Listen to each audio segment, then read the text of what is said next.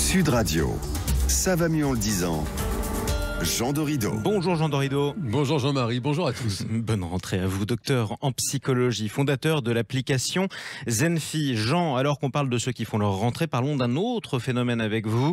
C'est celui de la démission silencieuse. Ça se dit en anglais, ça vient des États-Unis. C'est quoi la démission silencieuse? Alors la démission silencieuse, vous l'avez dit, en anglais, c'est le quiet quitting. Et ça commence comme souvent par une vague sur les réseaux sociaux, TikTok en l'occurrence. Ça vient comme souvent des USA et en fait ça a un succès fou. Le hashtag Quiet Quitting cumule plus de 65 millions de vues. En fait, c'est tout simplement une grève du zèle. Ce sont ces salariés qui refusent désormais de faire des heures supplémentaires non payées, de rester au bureau jusqu'à point d'heure, de lire des mails professionnels le week-end ou de prendre des appels téléphoniques en dehors des heures de job. En réalité, c'est vraiment ce qui consiste à faire le service minimum. Effectivement, ça ne doit pas plaire aux employeurs. Alors comment ça s'explique ce phénomène ? Alors comme toujours, il y a sans doute plusieurs facteurs et certainement on peut y voir une espèce de réaction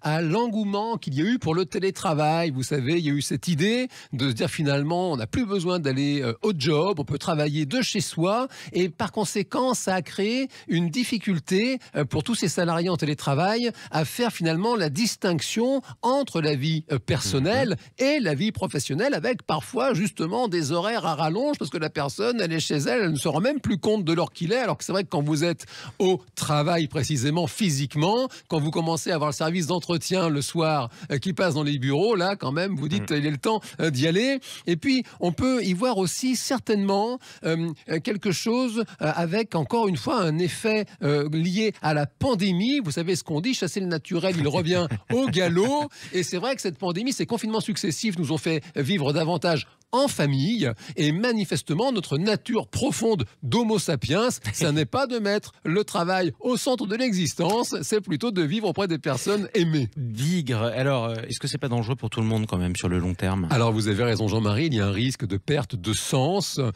En même temps, ça peut être salutaire parce que ça concerne bien sûr les entreprises du tertiaire et ça fait longtemps qu'elles ont un souci avec le désengagement notamment des cadres. Et là, ça peut être l'occasion précisément de retrouver une nécessité de donner du sens à ces personnes qui peut-être avaient oublié précisément l'intérêt de leur job. Effectivement. Alors, le phénomène va durer d'après vous ou pas? Alors, c'est toujours difficile de prophétiser dans ces cas-là, d'autant que c'est vraiment manifestement clairement lié au confinement successif et personne en réalité n'a mesuré l'effet ultra délétère de ces épreuves, notamment chez les jeunes, parce que ce sont les jeunes, bien sûr, qui sont adeptes de ce quiet quitting. Ça tombe toujours sur eux, hein. Ils ont bon dos les jeunes quand même.